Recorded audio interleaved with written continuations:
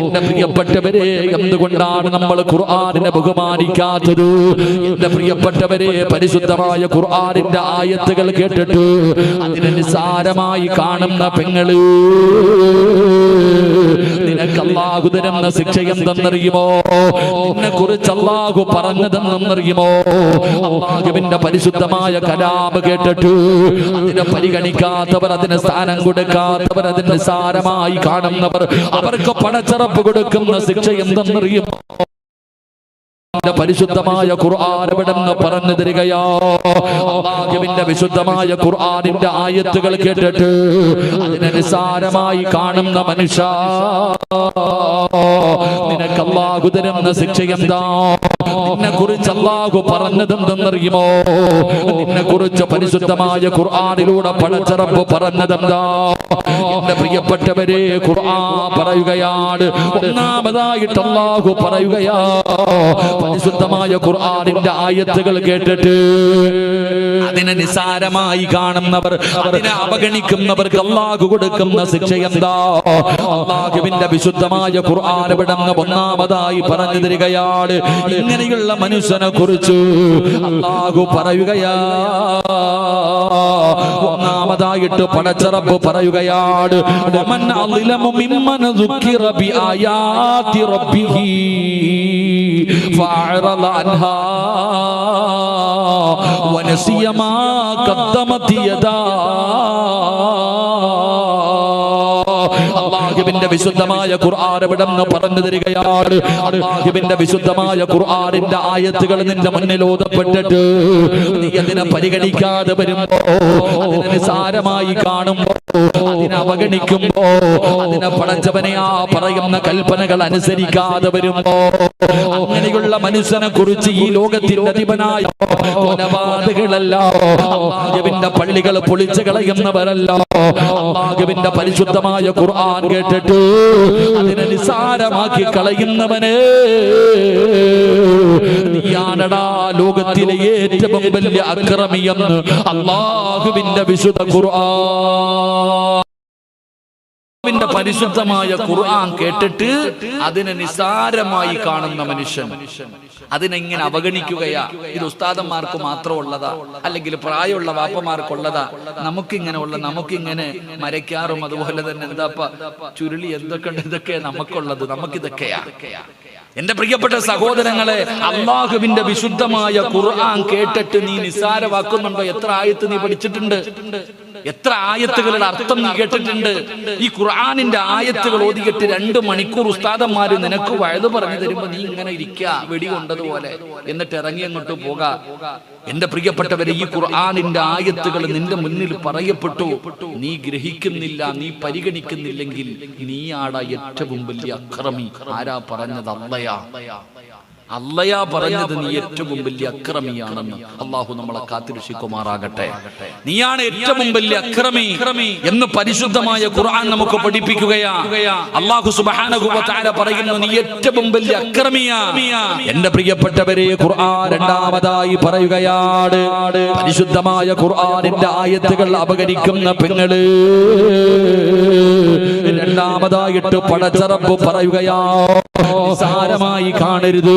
ഇത് കളിയല്ല, ഇത് തമാശയല്ല, ഇത് തീക്കളിയാണ് ചെറുപ്പക്കാരാ. എന്റെ പ്രിയപ്പെട്ട പെങ്ങളെ, അല്ലാഹുവിന്റെ പരിശുദ്ധമായ ഖുർആൻ എവിടെന്ന് പറയുകയാ? അല്ലാഹുവിന്റെ ഖുർആൻ പറയുകയാണ്, വഇൻ തദഊഹും ഇലൽ ഹുദാ ഫലൻ യഹ്തദൂ ഇദൻ അബദാ. നമ്മള് ചിലരെ നോക്കിയിട്ട് പറയാറുണ്ടല്ലോ, ഇവൻ എന്തേ നന്നാകാത്തത്? എത്ര ഉപദേശിച്ചിട്ടും നന്നാകുന്നില്ലല്ലോ, എത്ര തല്ലിയിട്ടും നന്നാകുന്നില്ലല്ലോ, ഇവന്റെ കണ്ണിന്റെ മുന്നിൽ പടച്ചറപ്പ് പലതും കാണിച്ചു കൊടുത്തിട്ട് ഇവൻ നന്നാകുന്നില്ലല്ലോ. എന്തേ ഇവൻ നന്നാകാത്തത്? ഇനി അല്ലാഹ് നേരിട്ട് വന്നാലും ഇവൻ നന്നാകില്ലല്ലോ. എന്റെ പ്രിയപ്പെട്ട ചെറുപ്പക്കാരാ, നിസ്കരിച്ചിട്ട് പള്ളിക്കകത്ത് കേറാൻ നിനക്ക് തോന്നുന്നില്ലല്ലോ. പരിശുദ്ധമായ ഖുർആൻ ഖുർആനും എടുത്തുകൊണ്ട് ഒരു സൂറത്തെങ്കിലും ഓതാ നിന്നെ കൊണ്ട് കഴിയുന്നില്ലല്ലോ. തലമറയ്ക്കണമെന്ന് ഉസ്താദന്മാര് പറയുമ്പോ പരസ്യമായി തുറന്നിട്ടുകൊണ്ട് ഉസ്താദന്മാരെ കളിയാക്കുന്നവരുണ്ടല്ലോ. ഖുർആനിന്റെ ആയത്തുകൾ അതാ പടച്ചവന് മോശമായി പറയുന്നവരുണ്ടല്ലോ.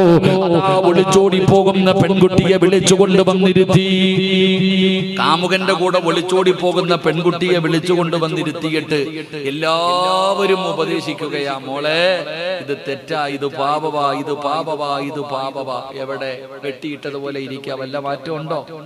അവസാനം കോടതിയിൽ പോകുമ്പോ ചോദിക്കും ആരുടെ കൂടെ പോണം? എന്റെ കാമുകന്റെ കൂടെ പോണം. ഇതാ എന്തുകൊണ്ടാ സഹോദര? എടാ പരിശുദ്ധമായ റമദാൻ മാസത്തിൽ പോലും വീടി വലിച്ചുകൊണ്ട് നടക്കുന്ന ആൾക്കാരില്ലേ? വീട്ടിൽ കള്ളു കുടിച്ചിട്ട് കയറി വരുന്ന ഭർത്താവിനോട് മരിക്കണ്ടേ, കബറി പോകണ്ടേ? അല്ലാ, എന്ത് കബറി, എന്ത് മരണോന്. എന്തുകൊണ്ടാണ് ചിലരെ എത്ര ഉപദേശിച്ചിട്ടും അവര് നന്നാകാത്തതെന്താ? എത്ര വയല് കെട്ടിട്ട് നമുക്ക് നന്നാകാൻ പറ്റുന്നില്ലെങ്കിൽ, നിന്റെ കള്ളുകുടി നിർത്താൻ പറ്റുന്നില്ലെങ്കിൽ, നിന്റെ മോശമായ സ്വഭാവങ്ങൾ നിനക്ക് നിർത്താൻ പറ്റുന്നില്ലെങ്കിൽ, അള്ളാഹുവിന്റെ ഖുർആൻ പറയുകയാ, ഖുർആൻ പറയുന്നത് നിസാരമാക്കുന്ന മനുഷ്യൻ പിന്നെ അവൻ അള്ളാഹു നന്നാക്കില്ല. മനസ്സിലാക്കിക്കോ. അള്ളാഹു പറയുകയാണ്, അവന്റെ ഹൃദയം അള്ളാഹു അടച്ചങ്ങ് വെക്കും, രണ്ട് ചെവിയും അടച്ചു കളയും അള്ളാഹു. പരിശുദ്ധമായ ഖുർആന പറയുന്നത് അല്ലാഹു സുബ്ഹാനഹു വ തആല അവന്റെ ഹൃദയം അല്ലാഹു അങ്ങ് സീല് വെക്കും, പിന്നെ ഒന്നും അതിനകത്ത് കേറൂല. ഉമ്മ മരിക്കൂന്ന് പറഞ്ഞാലും തൂങ്ങൂന്ന് പറഞ്ഞാലും എത്ര കരഞ്ഞാലും കേറൂല. അല്ലാഹ് ചെവി തന്നെ അടച്ചു കളയും. പറയുന്നത് കേട്ടാലല്ലേ തോന്നുകയുള്ളൂ. അള്ളാന്റെ ഖുർആൻ പറയുകയാ, പരിശുദ്ധമായ ഖുർആൻ കേട്ടിട്ട് അതിനെ നിസാരമാക്കുന്ന മനുഷ്യൻ അള്ളാഹു കൊടുക്കുന്ന രണ്ടാമത്തെ ശിക്ഷ, അവന്റെ ഹൃദയത്തിൽ ഹിദായത്ത് ഉണ്ടാകില്ല, അവൻ നന്നാകില്ല. അള്ളാഹു കാത്തിരക്ഷിക്കുമാറാകട്ടെ. ഉറക്കപ്പറ അള്ളാഹു കാത്തിരക്ഷിക്കുമാറാകട്ടെ. അള്ളാഹു കാത്തിരക്ഷിക്കുമാറാകട്ടെ. എന്റെ പ്രിയപ്പെട്ട സഹോദരങ്ങളെ, അള്ളാഹു കൊടുക്കുന്ന രണ്ടാമത്തെ ശിക്ഷ. ഇനി മുതൽ ഖുർആനിന്റെ ആയത്ത് കേൾക്കുമ്പോ, ഖുർആനിന്റെ ആയത്തുകൾ കേൾക്കുമ്പോ നിങ്ങൾ ശ്രദ്ധിക്കണം, നിസാരമാക്കരുത്. നിസാരമാക്കുന്നതിലൂടെ പിന്നെ നിന്റെ ജീവിതം പോയി, അള്ളാഹ് നിന്നെ കൈവിട്ട് കളയും. അള്ളാഹു നമ്മളെ കാത്തിരക്ഷിക്കുമാറാകട്ടെ. മൂന്നാമതായിട്ട് അള്ളാഹു പറയുകയാ, പരിശുദ്ധമായ ഖുർആനിലൂടെ പടച്ചറബ് മൂന്നാമതായി പറയുകയാണ്, അള്ളാഹുവിന്റെ ഖുർആനിനെ അവഗണിക്കുന്ന മനുഷ്യ, അള്ളാഹു പറയുകയാ, വമൻ അളിലമു മിമ്മൻ ദുക്കിറ ബിആയാതി റബ്ബിഹി ثم أعرض عنها إنا من المجرمين منتقمون. അല്ലാഹുവിന്റെ പരിശുദ്ധമായ ഖുർആൻ എവിടെന്ന് പറഞ്ഞു തരികയാ, നിനക്ക് കഠിനമായ ശിക്ഷയുണ്ടടാ. അല്ലാഹു ഓർമ്മപ്പെടുത്തുകയാണ്, പരിശുദ്ധമായ ഖുർആൻ കേട്ടിട്ട് അവഗണിച്ചു നടക്കുന്നവരോട് അല്ലാഹു പറയുകയാണ്, നിനക്ക് വലിയ ശിക്ഷ ഞാൻ ഒരുക്കി വെച്ചിട്ടുണ്ട്. സാധാരണ ശിക്ഷയല്ലോ, സാധാരണ ശിക്ഷയല്ലോ, കഠിനമായ ശിക്ഷയാണ് നിനക്ക് വേണ്ടി ഞാൻ ഒരുക്കി വെച്ചിരിക്കുന്നതെന്ന് പരിശുദ്ധമായ ഖുർആൻ എവിടെന്ന് പറയുമ്പോ, എന്റെ പ്രിയപ്പെട്ട ചെറുപ്പക്കാരാ, മനസ്സിലാക്കാനൊരു ചരിത്രം പറഞ്ഞു തരട്ടെ. എന്തു മറന്നാലും മറക്കാത്ത ചില കാര്യങ്ങളുണ്ട് ചെറുപ്പക്കാരാ. അല്ലാഹുവേ, മഹാനായ നബി മുഹമ്മദ് മുസ്തഫ സല്ലല്ലാഹു അലൈഹി വസല്ലമ തങ്ങളുടെ സ്വഹാബികളുടെ ചരിത്രം എടുത്തു നോക്കൂ. ഒരു ചെറുപ്പക്കാരന്റെ ചരിത്രം പറയുകയാണ്. അല്ലാഹുവേ, യുദ്ധത്തിന് വേണ്ടി പോകുമ്പോ സഹാബികളുടെ കൂടെ യുദ്ധത്തിന് വേണ്ടി കടന്നു പോവുകയാണ്. ഒരു നാട്ടിലേക്ക് ചെന്ന് കിടന്നപ്പോ ഒരു സുന്ദരിയായ ജൂത പെണ്ണിനെ കാണുകയാ. അവളെ കണ്ടപ്പോ, അവളുടെ സൗന്ദര്യം കണ്ടപ്പോ അവളോട് പ്രണയം തോന്നുകയാണ്, അവളോട് ആഗ്രഹം തോന്നുകയാണ്. അവസാനം പടച്ചവനെ, ഈ ചെറുപ്പക്കാരനായ സ്വഹാബിയുണ്ടല്ലോ, ആ പെണ്ണിന്റെ ചാരത്ത് ചെന്നിട്ട് പറയുകയാ, എനിക്ക് നിന്നെ വല്ലാത്ത ഇഷ്ടമാണ്, എനിക്ക് നിന്റെ കൂടൊപ്പം ജീവിക്കണം. ആ സമയത്ത് ആ ജൂത പെണ്ണ് പറയുകയാ, എന്റെ മതത്തിലേക്ക് കടന്നു വന്നാൽ നമുക്കിനി ഒരുമിച്ച് ജീവിക്കാം. അങ്ങനെ യുദ്ധത്തിന് വേണ്ടി കടന്നു പോയ സ്വഹാബിയുണ്ടല്ലോ, ഒരു പെണ്ണിന്റെ പെണ്ണിന്റെ കൂടെ ജീവിക്കുന്നതിന് വേണ്ടി അവിടെ നിന്ന് മതം മാറുകയാണ്. ചരിത്രം പറയുകയാണ് ആ യുദ്ധം പോലും പരാജയപ്പെട്ടു പോയി. അവസാനം ഒരുപാട് കാലങ്ങൾ കഴിഞ്ഞു. അന്ന് യുദ്ധത്തിന് പോയ കൂട്ടത്തിലുണ്ടായിരുന്ന ഒരു സ്വഹാബി ഉണ്ടല്ലോ, ആ നാട്ടിലൂടെ യാത്ര ചെയ്യുമ്പോ ഈ ചെറുപ്പക്കാരനെ കുറിച്ച് ചിന്തിക്കുകയാണ്. അവസാനം അവിടെ നിന്ന് വീട് കണ്ടുപിടിച്ചു. പണ്ട് കൂടെ വന്നതാണല്ലോ, മതം മാറി വിവാഹം കഴിച്ചതാണല്ലോ. അവസാനം ആ സഹാബിയുടെ ചാരത്ത് നിന്നോ എല്ലാ കാര്യങ്ങളും ചോദിച്ചു. അവസാനം പിരിയുമ്പോ അവിടെ നിന്ന് ചോദിച്ചു, നീ അല്ലാഹുവിന്റെ ഖുർആന് പഠിച്ച ഹാഫിളായിരുന്നല്ലോ, നീ അല്ലാഹുവിന്റെ ഖുർആനിന്റെ 114 അധ്യായങ്ങൾ കാണാതെ പഠിച്ച ഒരു മനുഷ്യനായിരുന്നല്ലോ. ആ സ്വഹാബി സാധാരണ ഒരു സഹാബിയായിരുന്നില്ല, ഹാഫിളായിരുന്നു. അല്ലാഹുവിന്റെ പരിശുദ്ധമായ ഖുർആൻ മുഴുവനും കാണാതെ പഠിച്ച സ്വഹാബിയാ. അവിടെ നിന്ന് മതം മാറി വിവാഹം കഴിച്ചു സുഖിച്ച് കഴിയുകയാ. അപ്പോഴാണ് സ്വഹാബി ചോദിക്കുകയാ, അല്ലാഹുവിന്റെ വിശുദ്ധമായ ഖുർആനിലെ ഏതെങ്കിലും സൂറത്ത് നിനക്ക് ഓർമ്മയുണ്ടോ? അല്ലാഹുവിന്റെ ഖുർആൻ മുഴുവനും കാണാതെ പഠിച്ചവനായിരുന്നല്ലോ, എന്തെങ്കിലും നിനക്ക് ഓർമ്മയുണ്ടോ? ഏതെങ്കിലും ഒരു സൂറത്ത് ഓർമ്മയുണ്ടോ? ആ സമയത്ത് ആ ചെറുപ്പക്കാരൻ പറയുകയാ, അല്ലാഹുവിന്റെ വിശുദ്ധമായ ഖുർആനിലെ സർവ്വ ആയത്തുകളും ഞാൻ മറന്നുപോയി. ഒരേ ഒരായത്ത് മാത്രമേ എനിക്ക് ഓർമ്മയുള്ളൂ, ഒന്ന് മാത്രം ഞാൻ മറന്നിട്ടില്ല. എല്ലാ ആയത്തുകളും മറന്നുപോയാൽ 114 സൂറത്തുകളിൽ 6600 പരം വരുന്ന ആയത്തുകളിലെല്ലാം ഞാൻ മറന്നു. ഒരേ ഒരായത്ത് മാത്രം മറന്നില്ല. ഏതായത്തെന്നറിയുമോ? ഏതായത്തെന്നറിയുമോ? വത്തഖൂ യൗമന തുർജഊന ഫീഹി ഇലല്ലാഹ്.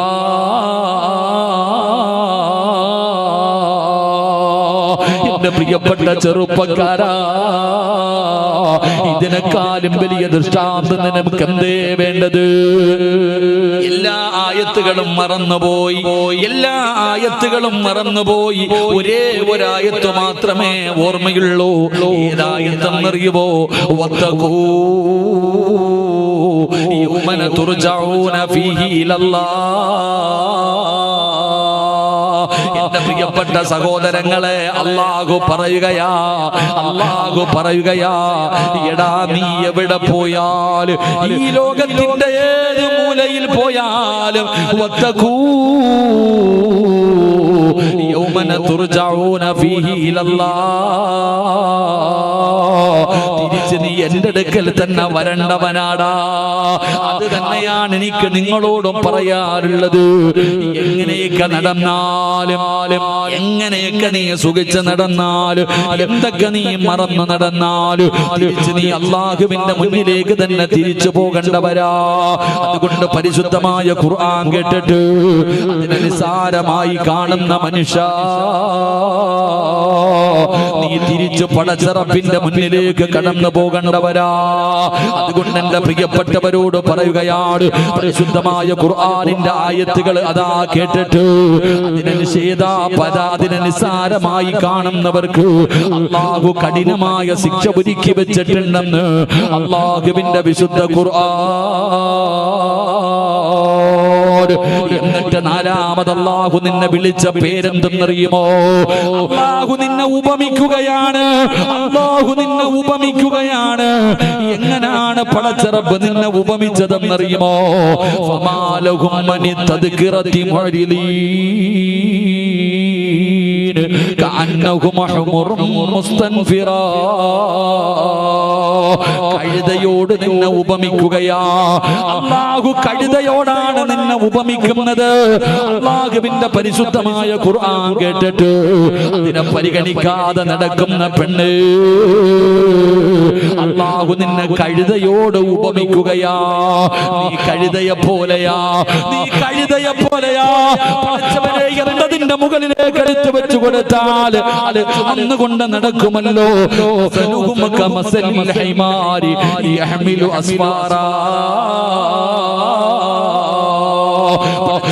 ചുമന്നുകൊണ്ട് നടക്കുകയാണ്.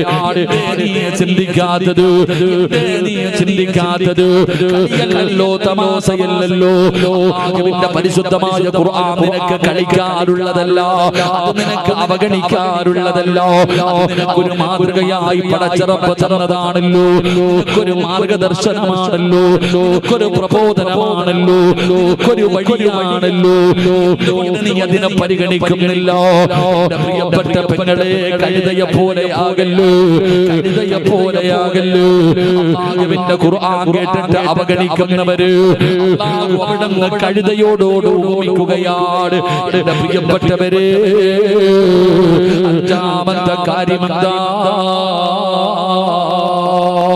അല്ലാഹു പറയുകയാണ്, സാമ്പത്തികമായി തകർന്നു പോയവര്, കച്ചവടം തകർന്നു പോയവര്, സമ്പത്ത് നഷ്ടപ്പെട്ടവര്, സമാധാനമില്ലാത്തവര്, രോഗങ്ങൾ കൊണ്ട് പടച്ചറപ്പ് നിന്നെ പ്രയാസപ്പെടുത്തുന്നുണ്ടെങ്കിൽ അതിന്റെ കാരണം എന്തെന്നറിയുമോ? അല്ലാഹു പറയുകയാ വമൻ അറള അൻ ദിക്രി فإن له معيشة ضنكا ونحشره يوم القيامة أعمى قال رب لم حشرتني أعمى وقد كنت بصيرا قال كذلك أتتك آياتنا فنسيتها وكذلك اليوم تنسى. അഞ്ചാമത്തെ ശിക്ഷ എന്തെന്നറിയുമോ? അഞ്ചാമത്തെ ശിക്ഷ എന്തെന്നറിയുമോ? നിന്റെ ദുനിയാവും ആഖിറവും അല്ലാഹു ഇടുക്കി കളയുമെന്ന് അല്ലാഹുവിന്റെ വിശുദ്ധമായ ഖുർആൻ. അല്ലാഹുവിന്റെ ഖുർആനാ പറയുന്നത്, സിറാജ് ഹദീസല്ല പറഞ്ഞത്. അല്ലാഹുവിന്റെ പരിശുദ്ധമായ ഖുർആനിന്റെ ആയത്തുകൾ ഓതിയിട്ടാണ് ഞാൻ നിങ്ങൾക്ക് പറഞ്ഞു തരുന്നത്. ഒരു ഹദീസ് പോലും ഞാൻ ഇവിടെ പറഞ്ഞിട്ടില്ല. പറഞ്ഞത് മുഴുവനും അല്ലാഹുവിന്റെ പരിശുദ്ധമായ ഖുർആനിന്റെ ആയത്തുകളാ. അല്ലാഹു നിന്റെ സമ്പത്ത് മുഴുവനും തകർക്കുമടാ, നിന്റെ കച്ചവടം മുഴുവനും തകർക്കുകയാണ്. നിന്റെ വീടിനകത്ത് സമാധാനമില്ല, നിന്റെ ജീവിതത്തിൽ സന്തോഷമില്ല, പരസ്പരം തമ്മിലടിയാണ്, പരസ്പരം ശത്രുക്കളെ പോലെ പെരുമാറുകയാണ്. വയറ് നിറയുന്നില്ല, ഉറക്കം വരുന്നില്ല. അതിന്റെ കാരണം എന്തെന്നറിയുമോ? അതിന്റെ കാരണം എന്തെന്നറിയുമോ?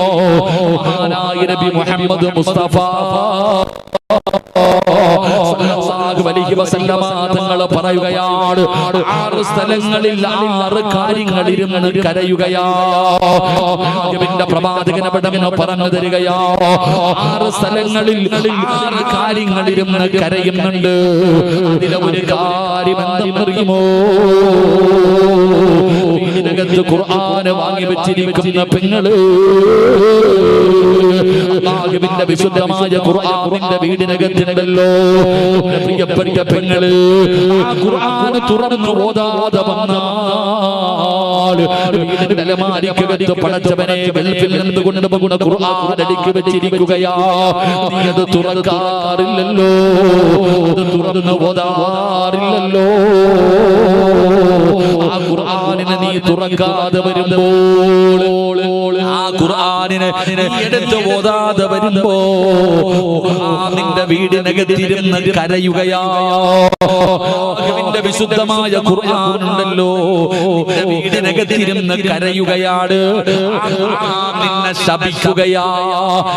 എങ്ങനെയാ നീ രക്ഷപ്പെടുന്നത്? എങ്ങനാടാ നീ രക്ഷപ്പെടുന്നത്? എങ്ങനെയാ നിനക്ക് സമാധാനം കിട്ടുന്നത്? എന്റെ പ്രിയപ്പെട്ട പെങ്ങളെ, വീടിനകത്ത് 10 ഖുർആൻ ഇരിക്കുന്നുണ്ടെങ്കിൽ ഓരോ ദിവസവും പാരായണം ചെയ്യുന്ന സമയത്ത് നീ ഓരോന്നും എടുത്ത് തുറക്കണേ. അല്ലാഹുവിന്റെ പരിശുദ്ധമായ ഖുർആൻ ഓതണേ. വീടുകളിൽ ഖുർആൻ ഓതുന്നില്ല, വീടുകളിൽ ഖുർആൻ പാരായണമില്ലല്ലോ. മഹാനായ പ്രവാചകൻ നബി മുഹമ്മദ് മുസ്തഫ സല്ലല്ലാഹു അലൈഹി വസല്ലമ തങ്ങൾ പഠിപ്പിക്കുകയാണ്. പെണ്ണുങ്ങളെ വീടിനകത്തിരുന്ന് ഖുർആൻ ഓതുമായിരുന്നു. തന്റെ മക്കളെ ഇരുത്തിയിട്ട് ഖുർആൻ ഓതിപ്പിക്കുമായിരുന്നു. സമയമില്ലല്ലോ, സമയമില്ലല്ലോ. ആകെ പണ്ടത്തെ കാലത്തൊക്കെ മഗ്രിബ് നമസ്കാരം കഴിഞ്ഞാൽ പടച്ചവനെ വീടിനകത്തിരുന്ന് ഖുർആൻ ഓതുന്ന ഒരു കാലമുണ്ടായിരുന്നു. വീടിന്റെ വെളിയിലൂടെ പോകുന്നവർക്ക് പോലും വീടിനകത്തിരുന്ന് ഖുർആൻ ഓതുന്ന ശബ്ദം കേൾക്കാം. പക്ഷേ ഇന്നൊക്കെ മാറിയല്ലോ, ഇന്നൊക്കെ മാറിയല്ലോ. എന്റെ പ്രിയപ്പെട്ട പെങ്ങള്, മഹാനായ ഫുളൈൽ ഇബ്നു ഇയാദ് റളിയല്ലാഹു തആല അൻഹു ഇന്നത്തെ കാലഘട്ടങ്ങളെ കുറിച്ച് പഠിക്കാൻ ഒരു ചരിത്രം പറഞ്ഞു തരാം. ഫുളൈൽ ഇബ്നു ഇയാദ് എന്ന് പറയുന്ന ചെറുപ്പക്കാരൻ കൊള്ളക്കാരുടെ നേതാവാ, കൊള്ള സംഘത്തിന്റെ നേതാവാ. പടച്ചവനെ ഏതെങ്കിലും ഒരു പെണ്ണിനെ ഇഷ്ടപ്പെട്ട് കഴിഞ്ഞാൽ പടച്ചവനെ അവളുമായി ശാരീരികമായി ബന്ധപ്പെടുമായിരുന്നു. ഇങ്ങനെയും ആ പെണ്ണിനെ കീഴ്പ്പെടുത്തുമായിരുന്നു. മഹാനായ ഫുളൈൽ ഇബ്നു ഇയാദ് റളിയല്ലാഹു തആല അൻഹു ഒരു പെണ്ണിനെ കാണുകയാ, ഒരു സാലിഹത്തായ പെണ്ണിനെ കാണുകയാ. എത്ര നോക്കിയിട്ടും അവൾ പരിഗണിക്കുന്നില്ല, എന്തൊക്കെ ചെയ്തിട്ടും അവിടെ വഴങ്ങി കൊടുക്കുന്നില്ല. അവസാന പാതിരാത്രിയിൽ ഫുളൈൽ ഇബ്നു ഇയാദ് എന്ന് പറയുന്ന ചെറുപ്പക്കാരനുണ്ടല്ലോ, ആ പെണ്ണിന്റെ വീടിന്റെ മതില് ചാടുകയാ. പാതിരാത്രി ആരുമില്ലാത്ത സമയത്ത് ആ പെണ്ണിന്റെ വീടിനകത്തേക്ക് വാതില് തല്ലി പൊളിച്ചിട്ട് കയറുകയാണ്. അവിടെ നിന്ന് വീടിന്റെ വാതില് തല്ലി പൊളിച്ചു. ആരും അറിയാതെ വീടിനകത്ത് കയറുകയാ. ആ സുന്ദരിയായ പെണ്ണിനോട് ആഗ്രഹം പറയുമ്പോ സാധിച്ചു കൊടുക്കുന്നില്ല.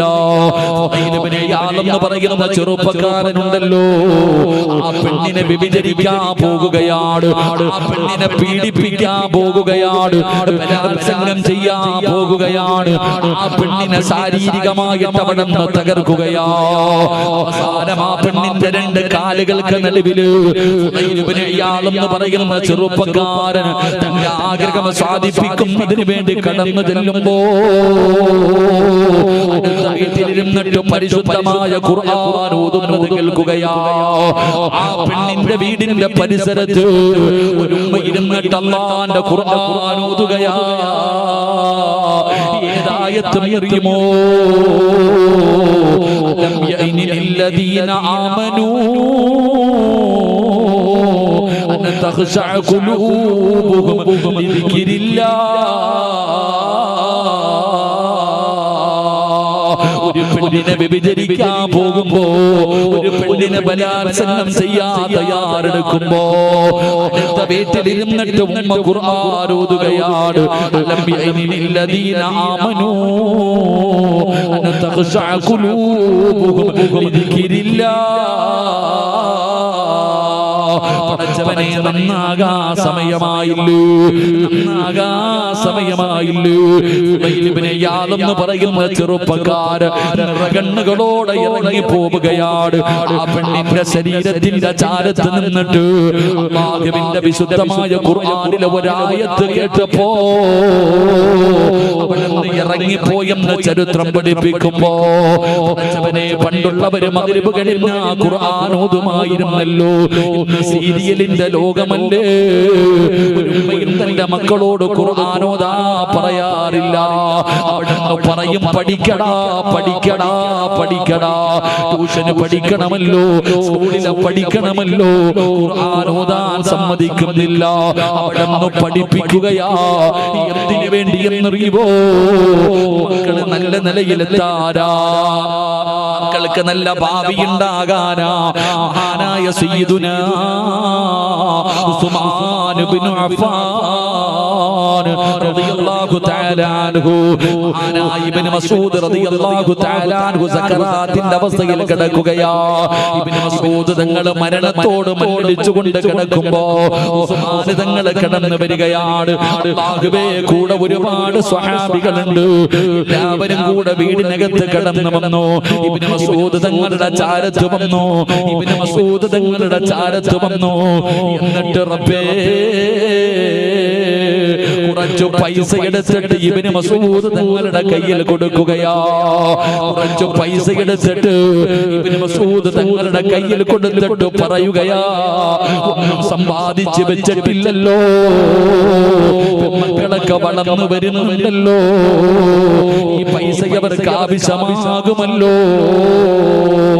ഇബ്നു മസ്ഊദ് തങ്ങളുടെ കണ്ണ് നിറയുകയാ. സക്കറാത്തിന്റെ അവസ്ഥയിൽ കിടക്കുന്ന സഹാബിയോട് പൈസ കൊണ്ടുവന്ന് കൊടുത്തിട്ട്, പെൺമക്കളാണല്ലോ, അവരെ വിവാഹം കഴിച്ച് കൊടുക്കണമല്ലോ, ഒരുപാട് പണത്തിന്റെ ആവശ്യമുണ്ടാകുമല്ലോ എന്ന് പറഞ്ഞുകൊണ്ട് പൈസ കൊടുത്ത് സഹായിക്കുമ്പോ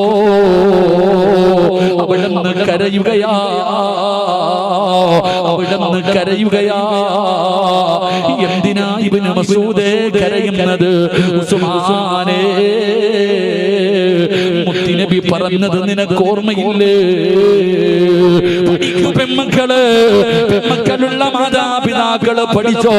ഇബ്നു മസ്ഊദ് തങ്ങൾ പറയുകയാണ്, എന്റെ പെൺമക്കളുടെ വിവാഹം എങ്ങനെ നടക്കുമെന്നതിനെ കുറിച്ച് എനിക്കൊരു പേടിയില്ല, എനിക്ക് യാതൊരു ടെൻഷനുമില്ല. കാരണം എന്തെന്നറിയുമോ? അല്ലാഹുവിന്റെ പ്രവാചകൻ അവിടെന്ന് പറഞ്ഞിട്ടുണ്ട്, എന്റെ മുത്തുനബി പറഞ്ഞിട്ടുണ്ട്, ഏതെങ്കിലും ഒരു വീടിന്റെ അകത്ത് സൂറത്തുൽ വാഖിഅ പാരായണം ചെയ്ത ആ കുടുംബത്തിൽ അല്ലാഹു ദാരിദ്ര്യം കൊടുക്കില്ല എന്ന് ആദരവായ പ്രവാചകൻ നബി മുഹമ്മദ് മുസ്തഫ സല്ലല്ലാഹു അലൈഹി വസല്ലമ തങ്ങൾ പറഞ്ഞിട്ടുണ്ട്. ഇബ്നു മസ്ഊദ് തങ്ങൾ പറയുകയാണ്, എന്റെ പെൺമക്കൾ എല്ലാ ദിവസവും മുടങ്ങാതെ സൂറത്തുൽ വാഖിഅ ഓതുന്നുണ്ട്, അതുകൊണ്ട് എന്റെ വീട്ടില് ദാരിദ്ര്യം വരൂല, എന്റെ മക്കളുടെ വിവാഹത്തിന് പിരിവെടുക്കണ്ട, ഒരാളുടെ മുന്നിലും യാചിക്കേണ്ട കാര്യമില്ല, എന്റെ മക്കൾ വാഖിഅ ഓതുന്നുണ്ടെന്ന് അഭിമാനത്തോടു കൂടി പറയുമ്പോ കഴിയുമോ പെങ്ങള്? അതുകൊണ്ടാണ് ഒരെണ്ണമല്ലേ നിനക്ക് കെട്ടിച്ചു കൊടുക്കാറുള്ളത്, നിനക്ക് ഉറക്കമില്ലല്ലോ, നിനക്ക് സമാധാനമില്ലല്ലോ.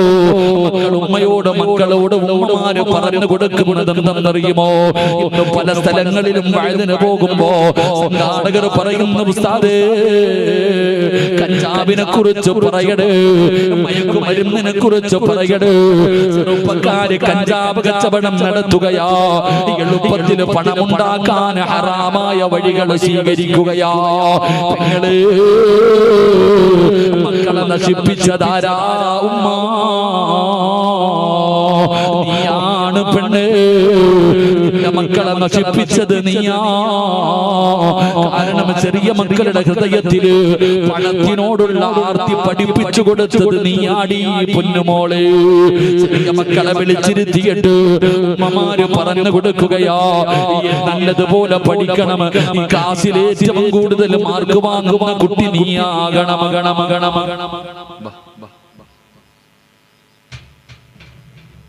പേരെന്താ? മുജീബ് കൗടി.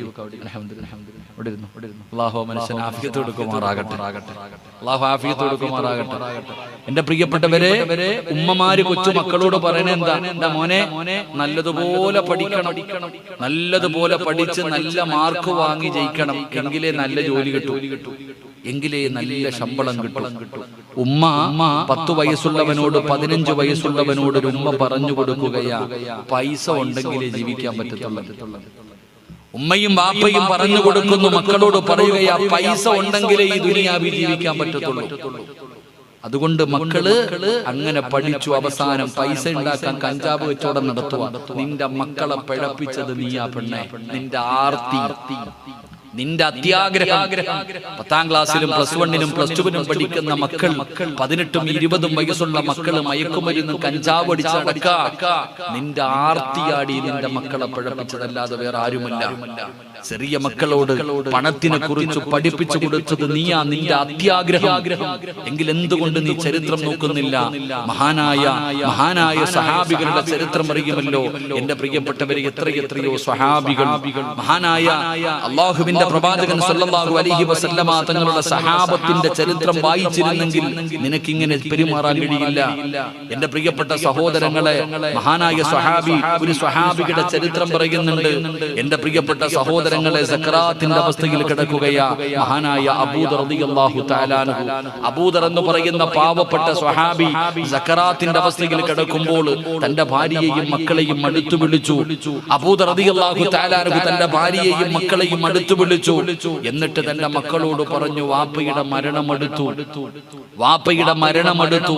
വാപ്പ നിങ്ങൾക്ക് വേണ്ടി ഒന്നും സമ്പാദിച്ചു വെച്ചിട്ടില്ല. അബൂദർ റളിയല്ലാഹു തആല അൻഹു തന്റെ പ്രിയപ്പെട്ട മക്കളോട് പറഞ്ഞു കൊടുക്കുകയാ, നിങ്ങൾക്കൊക്കെ മക്കളെ പിടിച്ചു മടിയിൽ കിടത്തിയിട്ട് പറഞ്ഞു കൊടുക്കാനുള്ള ഒരു കഥയാ ഞാൻ പറയുന്നേ. അബൂദർ എന്ന് പറയുന്ന സ്വഹാബി സാധാരണ ഒരു സഹാബിയല്ല. അബൂദർ റളിയല്ലാഹു തആല അൻഹു എന്ന് പറയുന്ന സ്വഹാബിയുടെ മഹത്വം അറിയണമെങ്കിൽ മഹാനായ ആദരവായ പ്രവാചകൻ നബി മുഹമ്മദ് മുസ്തഫ സല്ലല്ലാഹു അലൈഹി വസല്ലമ തങ്ങളും ജിബ്രീൽ എന്ന് പറയുന്ന മലക്ക് രണ്ടുപേരും ഇങ്ങനെ സംസാരിച്ചു കൊണ്ടിരിക്കുമ്പോ ഈ അബൂദർ ഇങ്ങനെ നടന്നുപോയി. അല്ലാഹുവിന്റെ പ്രവാചകനും ജിബ്രീൽ അലൈഹിസ്സലാമും സംസാരിച്ചു കൊണ്ടിരിക്കുമ്പോ അബൂദർ റളിയല്ലാഹു തആല അൻഹു മുന്നിലൂടെ നടന്നുപോയി. ഈ സമയത്ത് ജിബ്രീൽ എന്ന് പറയുന്ന മലക്ക് ചോദിച്ചു, നബിയെ, ആ പോകുന്നത് അബൂദർ അല്ലേ നബിയെ? ഉദാഹരണം പറഞ്ഞ ഇപ്പൊ ഞാൻ ഇങ്ങനെ വഅദ് പറഞ്ഞുകൊണ്ടിരിക്കുകയാ. ഈ വഅദ് പറഞ്ഞുകൊണ്ടിരിക്കുമ്പോ ഇതിലെ ഒരാൾ പോകുമ്പോ ഞാൻ ചോദിക്കുക, അത് പോണ അബൂബക്കർ അല്ലേ? അപ്പൊ നിങ്ങൾ ചിന്തിക്കുക, ഈ ചങ്ങാതിക്ക് എങ്ങനെ ഇയാൾ അറിയാം? ജിബ്രീൽ അലൈഹിസ്സലാം ചോദിച്ചു, നബി, ആ പോകുന്നത് അബൂദർ അല്ലേ? റസൂലുള്ളാഹി തങ്ങളുടെ കണ്ണ് തള്ളിപ്പോയി. അവിടുന്ന് ചോദിച്ചു, ജിബ്രീലേ, എന്റെ അബൂദറിനെ നിനക്ക് എങ്ങനെ അറിയാം? ഈ പോകുന്നത് അബൂദറാണെന്ന് നിനക്ക് എങ്ങനെ അറിയാം? എനിക്കറിയാം നബിയെ. എനിക്ക് മാത്രമല്ല, ഇന്നഹു ലഫീ മലകൂതി സമാവാതി സബഉ ഫിൽ അശ്ഹറു ഫിൽ അർളി, 7 ആകാശത്തിലുള്ള ഏത് മലക്കിനോട് ചോദിച്ചാലും ആ സഹാബിയുടെ പേര് പറയും. ഈ അബൂദറിനെ 7 ആകാശത്തിലുള്ള ഏത് മലക്കിനോട് ചോദിച്ചാലും പറഞ്ഞു തരും. അത്രയ്ക്കും മലക്കുകൾ ഇഷ്ടപ്പെട്ട സഹാബി. ഈ സ്വഹാബിക്ക് ഒരു സ്വഭാവമുണ്ട്, നാളത്തേക്ക് വേണ്ടി ഒന്നും കരുതി വെക്കാറില്ല. നാളത്തേക്ക് വേണ്ടി ഒന്നും കരുതി വെക്കാറില്ല. എന്ത് കിട്ടിയാലും പാവങ്ങൾക്ക് കൊടുക്കും. ഇതാ സ്വഭാവം. അവസാനം അബൂദർ റളിയല്ലാഹു തആല അൻഹു മരിക്കാൻ കിടക്കുന്ന സമയം തന്റെ മക്കളെ വിളിച്ചിരുത്തിയിട്ട് ഉപദേശിച്ചു, മക്കളെ, വാപ്പാനോട് വെറുപ്പ് തോന്നരുത്, നിങ്ങൾ ഉപ്പാനെ വെറുക്കരുത്. നിങ്ങൾക്ക് വേണ്ടി ഉപ്പ ഇന്നും വരെ ഒന്നും ചെയ്തു വെച്ചിട്ടില്ല, ഒന്നും കരുതി വെച്ചിട്ടില്ല. വാപ്പാടെ അവസ്ഥ എന്തെന്നറിയോ? വാപ്പാടെ അവസ്ഥ എന്തെന്നറിയോ? ഞാൻ മരിച്ചാൽ എന്റെ മയ്യത്ത് പൊതിയാനുള്ള തുണി വാങ്ങാനുള്ള പൈസ ഒരു വീടിനകത്തില്ല. വാപ്പ പറഞ്ഞു കൊടുത്തു, ഞാൻ മരിച്ചാൽ എന്റെ മയ്യത്ത് എന്റെ കഫൻ തുണി വാങ്ങാനുള്ള പൈസ പോലും ഈ വീടിനകത്തില്ല. ഒരു കീറാത്ത തുണി ഈ വീടിനകത്തില്ല എന്റെ മയ്യത്ത് പൊതിയാൻ. ഇതാ പണ്ടത്തെ നമ്മൾ ആരെങ്കിലും ഈ പ്രായമുള്ള ഒരു 40 വയസ്സിന് മുകളിൽ പ്രായമുള്ള ഏതെങ്കിലും ഒരു മകൻ വാപ്പാടെ അടുക്ക പോയിട്ട് ടാബ് വേണമെന്ന് പറഞ്ഞ് അടിയുണ്ടാക്കാറില്ല. എനിക്ക് മൊബൈൽ വേണമെന്ന് പറഞ്ഞ് വഴക്കുണ്ടാക്കിയിട്ടില്ല. എന്റെ പ്രിയപ്പെട്ടവരെ, എന്തുകൊണ്ട്? ആ മകൻ അറിയാം എന്റെ ഉപ്പാടെ കയ്യിൽ പൈസ ഇല്ല എന്ന്. പണ്ടുള്ളവർ 20-30 വയസ്സിന് മുകളിൽ പ്രായമുള്ള ഒരാളും വീട്ടിൽ പോയിട്ട് എനിക്ക് മൊബൈൽ വേണം, എനിക്ക് ടാബ് വേണം, എനിക്ക് ഉടുപ്പ് വേണമെന്ന് പറഞ്ഞ് ഉപ്പാനെയും ഉമ്മാനെയും വേദനിപ്പിച്ചിട്ടില്ല. കാര്യം അവർക്കറിയാമായിരുന്നു അവരുടെ കയ്യിൽ, ഉപ്പാടെ കയ്യിൽ പൈസ ഇല്ല എന്ന്. നിങ്ങൾ അങ്ങനല്ല. നിങ്ങൾ പട്ടിണി കിടന്നാലും നിങ്ങളുടെ മക്കൾക്ക് നിങ്ങൾ വാങ്ങിക്കൊടുക്കും. കടം പേടിച്ചിട്ടാണെങ്കിലും നിങ്ങൾ വാങ്ങിക്കൊടുക്കും. അവസാനം അവൻ ചോദിച്ചത് വാങ്ങിക്കൊടുക്കാതെ വരുമ്പോ റൂമിനകത്ത് കയറിയിട്ട് കഥകടച്ചക്കം ഫാനി കെട്ടി തൂങ്ങി ചാവും. അല്ലാഹു കാത്തിരക്ഷിക്കുമാറാകട്ടെ. എന്തുകൊണ്ടെന്നറിയോ?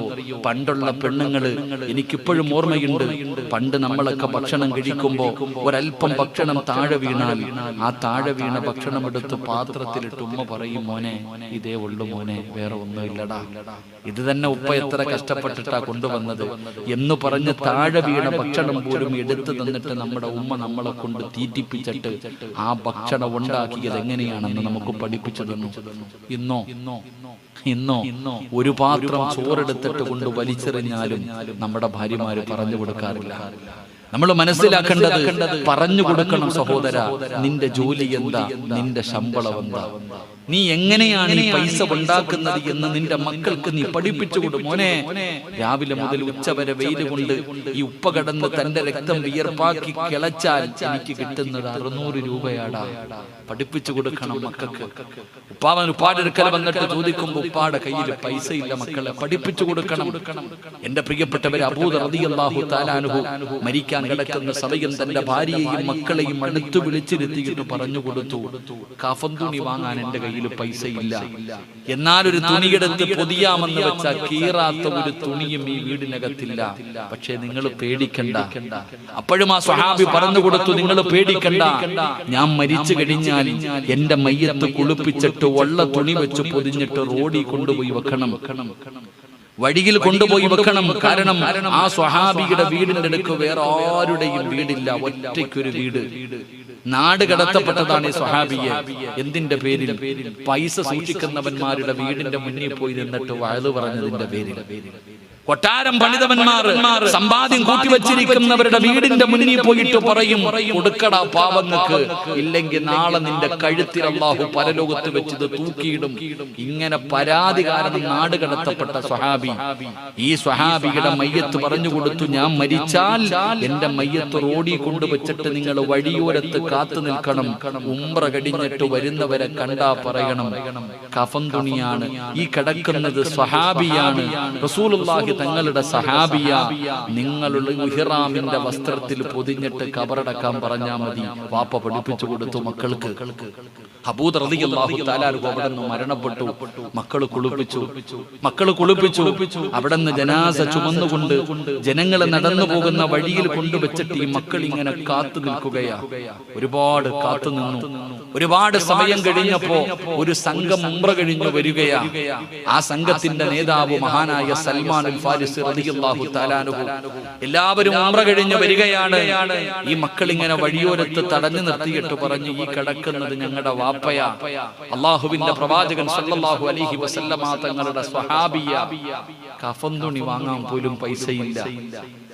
ഞങ്ങളുടെ ഉപ്പയെ കഫൻ പൊതിയാൻ ഒരു തുണി പോലും ഞങ്ങളുടെ വീടിന്റെ അകത്തില്ല. അതുകൊണ്ട് നിങ്ങളുടെ കയ്യിലിരിക്കുന്ന ഇഹ്റാമിന്റെ വസ്ത്രത്തിൽ ഞങ്ങളുടെ വാപ്പാനെ ഒന്ന് പൊതിഞ്ഞിട്ട് നിങ്ങൾ കബറടക്കണം. അല്ലാഹുവിന്റെ പ്രവാചകൻ സല്ലല്ലാഹു അലൈഹി വസല്ലമ തങ്ങളുടെ സ്വഹാബിയാണെന്ന് പറഞ്ഞപ്പോ സൽമാൻ തങ്ങൾ ചിന്തിച്ചു, ആരാ അല്ലാഹ് ഇത്രയും ദരിദ്രൻ, ഇത്രയും പാവപ്പെട്ടവനായ സഹാബി ആരാ, ഇത്രയും ദരിദ്രനായ സഹാബി ആരാ? മഹാനായ സഹാബി, മഹാനായ സൽമാൻ അൽ ഫാരിസി റളിയല്ലാഹു തആല അൻഹു ആ മുഖത്തിട്ടിരുന്ന തുണി ഉയർത്തി നോക്കിയപ്പോൾ കിടക്കുന്നു മഹാനായ അവിടുന്ന് സ്വഹാബി കിടക്കുന്നു മഹാനായ അബൂ ദറിൽ ഗിഫാരി റളിയല്ലാഹു തആല അൻഹു. അപ്പോഴാ സൽമാൻ തങ്ങൾ പറഞ്ഞത്, സദഖ റസൂലുള്ളാഹ്, എന്റെ മുത്തുനബി പറഞ്ഞത് സത്യമാ. എന്റെ പ്രിയപ്പെട്ടവരെ, നിങ്ങൾ പഠിക്കണം. നിങ്ങളുടെ മക്കളുടെ ഹൃദയത്തിന്റെ അകത്ത് പണത്തിനോടുള്ള ആർത്തിയല്ല പഠിപ്പിക്കേണ്ടത്. എന്റെ പ്രിയപ്പെട്ട പെങ്ങളെ, തന്റെ ഭർത്താവിനോട് ഹറാമായ പണം ഉണ്ടാക്കാനുള്ള വഴിയല്ല പറഞ്ഞു കൊടുക്കേണ്ടത്. നിനക്ക് പെൺമക്കൾ ഉണ്ടെങ്കിൽ നിന്റെ പെൺമക്കൾക്ക് ആരുടെ മുന്നിലും കൈനീട്ടാതെ ആ മക്കളെ അന്തസ്സോടുകൂടി കെട്ടിച്ചു വിടണമെന്ന് നിനക്ക് ആഗ്രഹമുണ്ടെങ്കിൽ ആ പെൺമക്കളെ പിടിച്ചിരുത്തിയിട്ട് സൂറത്തുൽ വാഖിയ പഠിപ്പിക്കുക, സൂറത്തുൽ വാഖിയ ഓതാൻ പഠിപ്പിക്ക്. എന്നിട്ട് പറയണം, ബാപ്പാ, നിർബന്ധമായിട്ടും മഗ്രിബിന്റെ ഇശാഇന്റെ ഇടയിൽ ഈ വീടിന്റെ അകത്ത് സൂറത്തുൽ വാഖിയ ഓതിയിരിക്കണം, നിർബന്ധമായിട്ടും ഓതിയിരിക്കണം. അങ്ങനെ നീ ഓതിപ്പിക്കുന്ന ഒരു വാപ്പയായാൽ നിനക്ക് ടെൻഷൻ വേണ്ട, നിനക്ക് പേടി വേണ്ട. ഒരാളുടെ മുന്നിലും നിനക്ക് കൈനീട്ടേണ്ട ഗതി അല്ലാഹു വരുത്തൂല. അതുകൊണ്ട് എന്റെ പ്രിയപ്പെട്ടവരോട് പറയുകയാണ്, ഖുർആൻ കരയുകയാ. എവിടെ ഇരുന്നെന്നറിയുവോ? നിന്റെ വീടിനകത്തിരുന്ന് കരയുകയാ. നിന്റെ വീടിനകത്തിരുന്ന് പരിശുദ്ധമായ ഖുർആൻ കരഞ്ഞാൽ ആ വീടിന്റെ അകത്ത് സമാധാനമുണ്ടാകുമോ? ആ വീടിനകത്ത് സന്തോഷമുണ്ടാകുമോ? അതുകൊണ്ട് എന്റെ പ്രിയപ്പെട്ടവരെ, ഇന്ന് നീ ഖുർആനിന്റെ ആയത്തുകൾ ഇത്രയും ഞാൻ പറഞ്ഞു തന്നാൽ ഇവിടെ ഇറങ്ങി പോകുമ്പോ സർവ്വതും തീർന്നല്ലോ. പിന്നെ പടച്ചവനെ ഇത്രയും നേരം പറഞ്ഞതൊന്നും ഓർമ്മയില്ലല്ലോ.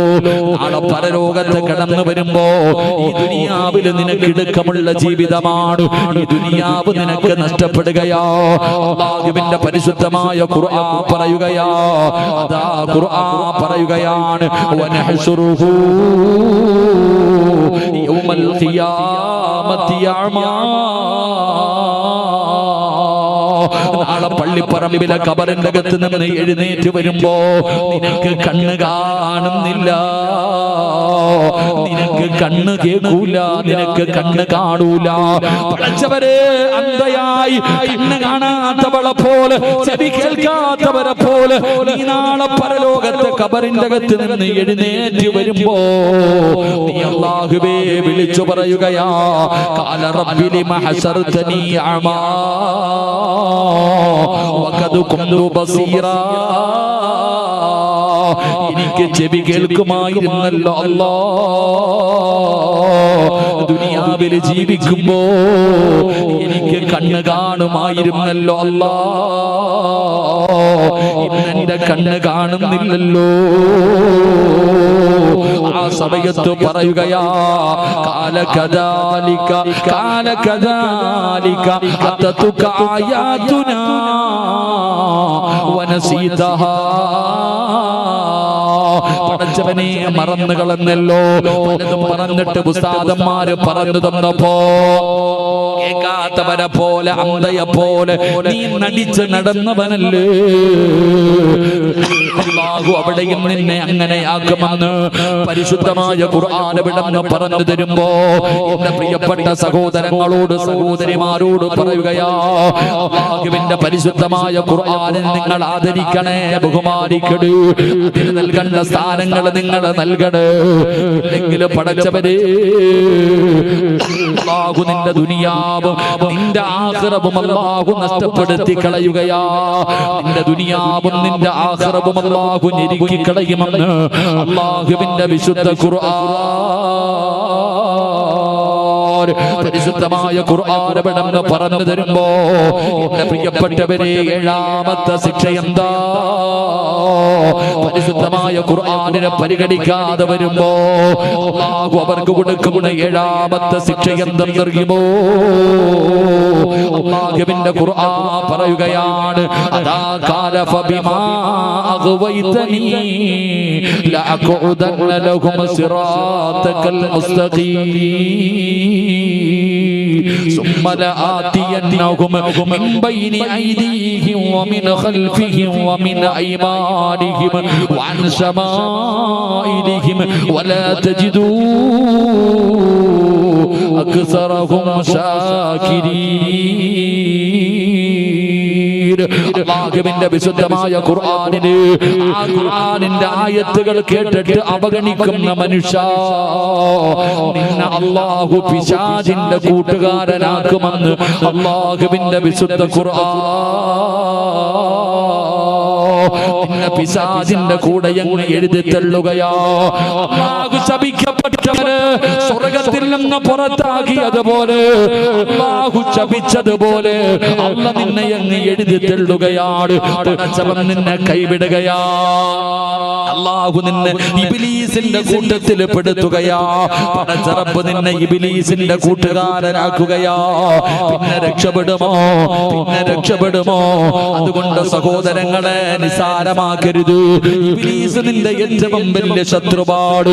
ഇബ്ലീസാണ് നിന്റെ ഏറ്റവും വലിയ ശത്രുവെന്ന് അല്ലാഹുവിന്റെ വിശുദ്ധ ഖുർആൻ കേട്ടിട്ട് നിസാരമാക്കി കളഞ്ഞ അല്ലാഹു നിന്നെയും അവന്റെ കൂടെ എഴുതി തള്ളും. അല്ലാഹു കാത്തിരക്ഷിക്കുമാറാകട്ടെ. ശൈത്താൻ അല്ലാഹു എഴുതി തള്ളിയില്ലേ? ആദം നബി അലൈഹിസ്സലാമിന്റെ മുന്നിൽ സുജൂദ് ചെയ്യാൻ പറഞ്ഞപ്പോ അല്ലാഹ് ഞാനാണ് ആദമിനെക്കാളും വലിയവനെന്ന് പറഞ്ഞപ്പോ അല്ലാഹു അവനെ എഴുതി തള്ളിയതുപോലെ നിന്നെയും അല്ലാഹു തള്ളിക്കളയും അവന്റെ കൂട്ടത്തിൽ. അല്ലാഹു കാക്കുമാറാകട്ടെ. അല്ലാഹു ആ പിശാചിന്റെ ചതിയിൽ നിന്ന് അല്ലാഹു നമ്മളെ രക്ഷപ്പെടുത്തുമാറാകട്ടെ. നമ്മളിപ്പോഴും മജ്ലിസുൻ നൂർ, ഇന്നിവിടെ മജ്ലിസുൻ നൂർ ഓതും നമ്മൾക്ക് ദാഹം കൂട്ടിയിടും. പിന്നെന്താ? പറട ചങ്ങായി, ദാഹമൗത്തത് കൂട്ടിടും ഇബ്ലീസ് കൂസിനെ കാട്ടിടും നേരല്ല ഈനവൻ അട്ടുവാൻ ബദിരീങ്ങളാൽ തുണറപ്പന. സഹോദരങ്ങൾ, ആ ശപിക്കപ്പെട്ടവന്റെ കൂട്ടത്തിൽ അള്ളാഹു നമ്മളെ എഴുതിക്കളയും. അള്ളാഹു നമ്മളെ കാക്കുമാറാകട്ടെ, അള്ളാഹു നമ്മളെ കാക്കുമാറാകട്ടെ. എന്റെ പ്രിയപ്പെട്ടവരെ, നമ്മൾ പരിശുദ്ധമായി നമ്മുടെ വീട്ടിലും നമ്മുടെ ശരീരത്തിലും പിശാച് കയറിയിരിക്കുക. നമ്മുടെ ശരീരത്തിലും നമ്മുടെ വീടിന്റെ അകത്തും ഇബ്ലീസും മക്കളും നമ്മുടെ വീടിനകത്തും നമ്മുടെ ശരീരത്തിലും കയറിയിരിക്കുന്നുണ്ട്. അവരെ ഇറക്കി വിടണം. അള്ളാഹു ഭാഗ്യം തരുമാറാകട്ടെ. അവരെ ഇറക്കി വിടണം. അള്ളാഹു ഭാഗ്യം തരുമാറാകട്ടെ. ഇറക്കി വിടണ്ടേ? ഇറക്കി വിടണോ? ഇറക്കി വിടണോ? എങ്ങനെ ഉസ്താദേ? ഞങ്ങൾ തമ്മിൽ അത്രയ്ക്കും ചങ്കല്ലേ? ഞാനും ശൈത്താനും തമ്മിൽ അത്രയും വലിയ ബന്ധമാണ്. എങ്ങനെ? ചിലര് കണ്ടില്ലേ, ഹജ്ജിന് പോകുമ്പോ ജംറയിൽ പോയി കല്ലെറിയണം. ഹജ്ജിന് പോയി ജംറയിൽ പോയി ചിലര് കല്ലെറിയുമ്പോ ഇബ്ലീസ് തന്നെ ചോദിക്കാളിയ, നമ്മൾ തമ്മിൽ ഇത് വേണോ? നീ എന്നെ എറിയുന്നോടാ, കാരണം രണ്ടെണ്ണം അങ്ങനെ. ഇബ്ലീസുമായിട്ട് ചിലർക്ക് വല്ലാത്തൊരു ബന്ധമാണ്. അള്ളാഹു നമ്മളെ കാക്കുമാറാകട്ടെ. നമ്മുടെ ശരീരത്തും നമ്മുടെ വീടിനകത്തും കൂടിയിരിക്കുന്ന ഇബ്ലീസിനെ നമുക്ക് ഇറക്കി വിടണം. അള്ളാഹു ഭാഗ്യം തരുമാറാകട്ടെ.